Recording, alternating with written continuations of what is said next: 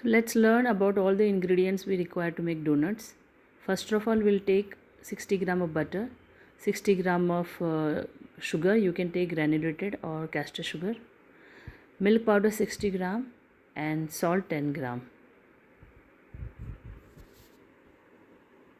Since this is half kg recipe, so I'm taking 500 gram packet of refined wheat flour. It means maida. We also call it refined flour. It is a kind of a refined flour which has around 5 to 9 gram of gluten content, but we need to have more elasticity to make soft donuts. So we will add additionally some gluten and bread improver into that. To make donuts very soft and spongy, we need to add this gluten and bread improver mixture. It has equal quantity of gluten and bread improver. Gluten is a kind of a protein content which is found in refined flour. With gluten, it has more elasticity, so that we can roll the dough very, with very elasticity and stretchy, and so that it will make our donut very fluffy and it will help to rise also. So this is around 1 kg packet, but of course you need to have only 10 gram of this gluten and bread improver content. So you need to measure with tablespoon. So I'm going to demonstrate you how to measure it. The company is Tower, but if you can't get it from the market, this mixture packet, so you can purchase individually gluten and bread improver from the grocery shop of the bakery. There you will find it very easily, and you can get in a small quantity also. So now let's learn how to measure this bread improver content, right? It is called it is eggless one. It does not have any content of egg, so you can use it, right? This will provide elasticity to the dough, and that will make dough stretchy, and that will also help to rise it nicely, and it will get very fluffy and spongy donuts. So now I have taken 10 gram of this, and now I'm going to add to the half kg maida, means refined flour, and we will need dough along with other ingredients.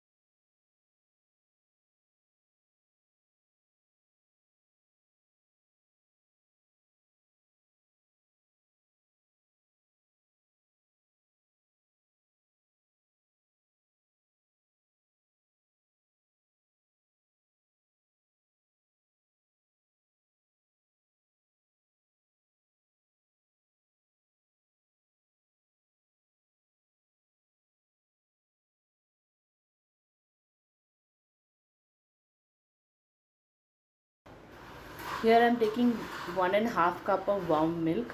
Warm means when you put finger inside, you feel it is warm. It should not be hot, neither cold. I am taking 20 gram of dry active yeast. This is 10 gram spoon. We have to take it twice. 20 gram of dry yeast in a bowl. Then we will add 50 gram of caster sugar into it, and 1.5 cup of milk. Then we will add 1.5 cup of warm milk.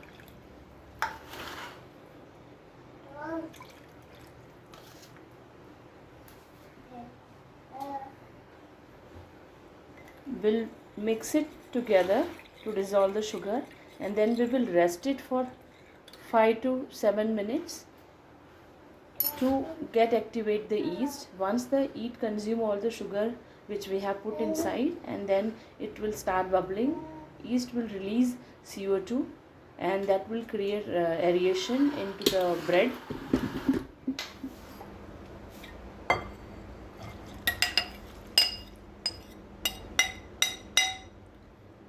Now we have added the yeast mixture into the flour mixture, and now we are going to knead the dough.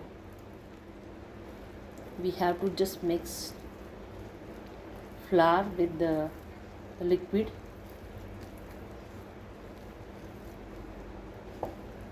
This way.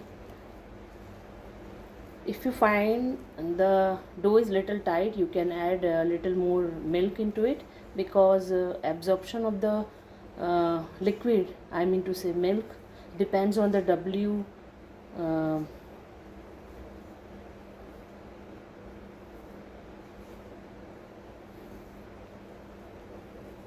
the absorption of the water liquid depends on the W. In this bowl we have added milk, sugar and yeast together. Yeast is a kind of a microorganism that is going to consume sugar.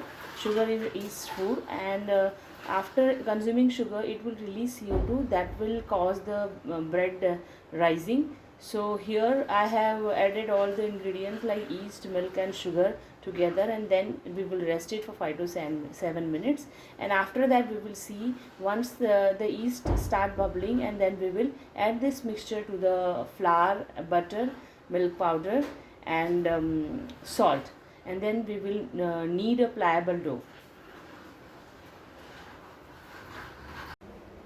How much liquid we should add to the flour, that depends on the WAP, that is water absorption power of the flour, right? Different flour has different kind of absorption power, so you have to judge the flour quality and add milk accordingly. Now we will add little more milk so that the dough will be little soft and pliable. So now again we will mix all the ingredients.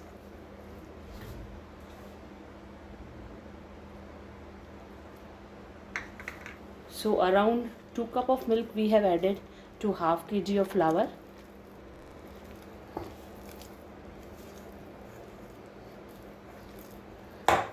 After combining all the ingredients, we will shift this dough to the table, and then we will knead it.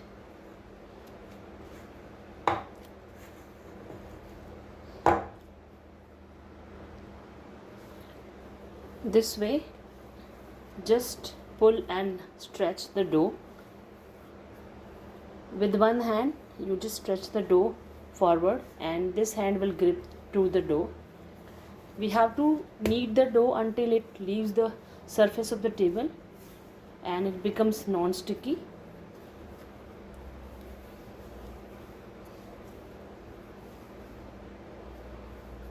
You can see the dough is really soft and pliable, and gradually it is leaving the table top also, and it is becoming non-sticky.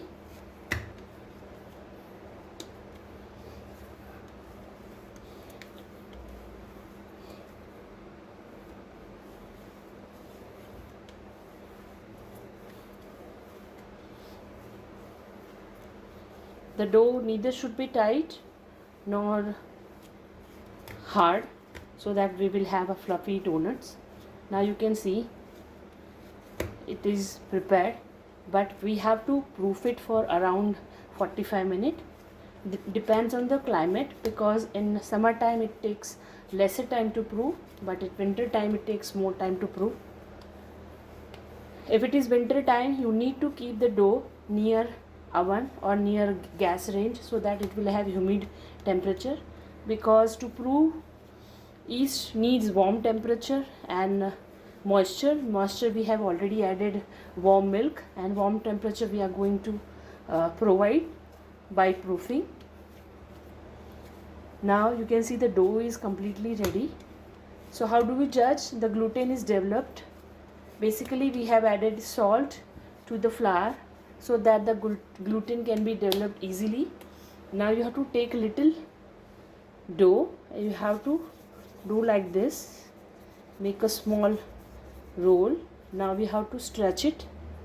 When you find the inner curtain is developed, here you can see the curtain is developed, it means the gluten is developed and the dough is ready to make. Now we will leave this dough for proofing for around 45 minutes. Again I am telling you, it depends on the climate, right? Now you can see the dough is prepared. There is no lump, there is no other particles, there is no skin formed. Now before proofing, we need to keep the dough in the covered bowl. So we will just do it.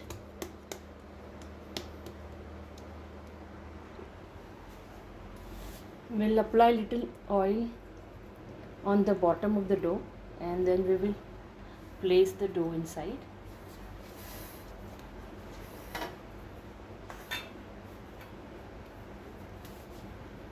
This way. Now we will cover the dough with the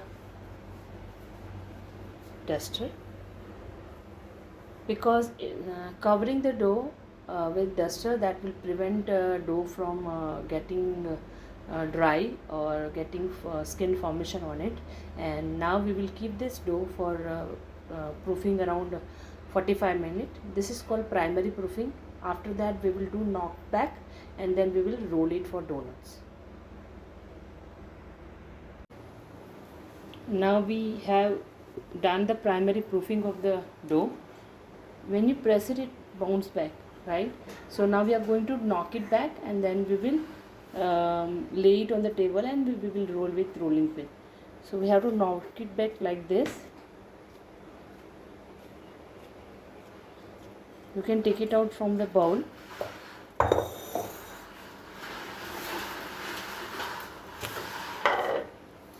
Dust flour on the table. Place the dough on the table like this. You can dust the flour on the top of the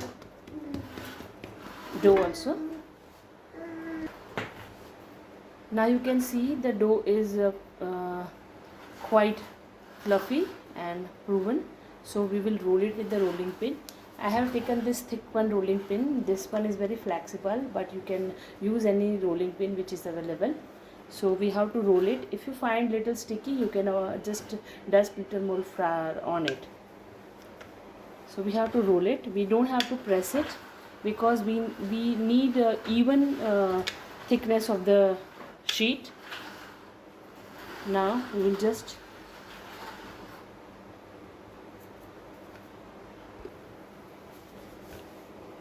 roll it. If you find this bottom surface is little sticky, then you can just apply little more flour on it. Now roll it like this. You just have to be very flexible and light-handed. We have to give the shape of rectangle if possible.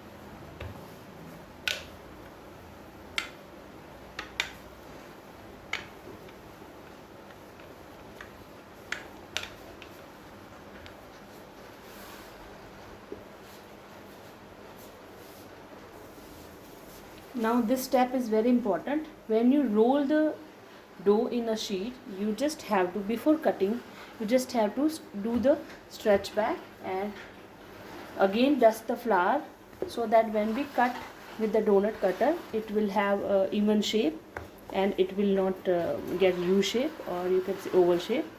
And when you do stretch back, it will just expand and then it will shrink back, so that it will be easy for us to cut and we will get the proper shape of the donut. Otherwise it will stretch itself and then the shape will be spoiled. So you have to roll it. Now you can see it is thick enough, because after proofing it will double in size. So we are just going to cut with the donut cutter. So basically you have to take flour and put this donut cutter on the flour to make it non-sticky. Now I have taken this plastic donut cutter. You can take a aluminum or steel one also. And if you don't have donut cutter with you, or you cannot find from the market, I will tell you the alternative how you can cut with the other options. So I have taken this donut cutter and I am going to cut it. Now you have to cut out the donuts, leaving less space between two donuts, right? Because we have to get maximum utilization of the sheet. Now you can see we just cut it like this.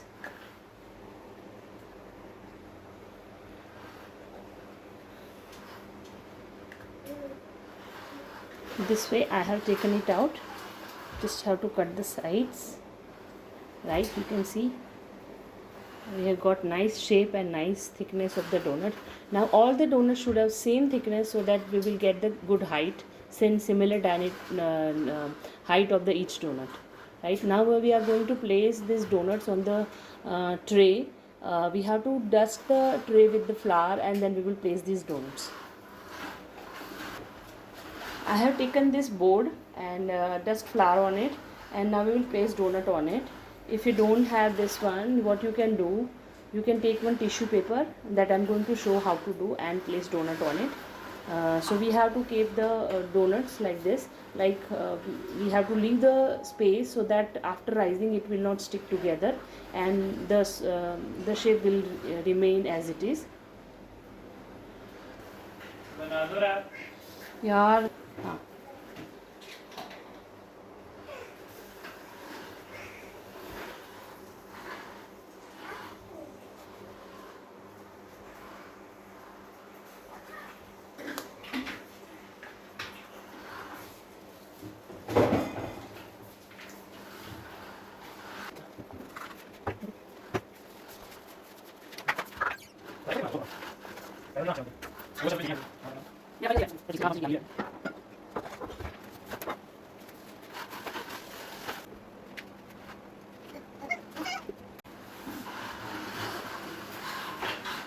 Now we will proof these donuts. We have to cover it with a cloth, and we will proof it for around 45 minutes. So how do we judge the donuts are proof enough? You have to press lightly. When it bounces back, it means they are proof enough and they are ready to fry. So this proofing process around it takes 45 minutes, but it can be lesser than if the weather is hot or humid.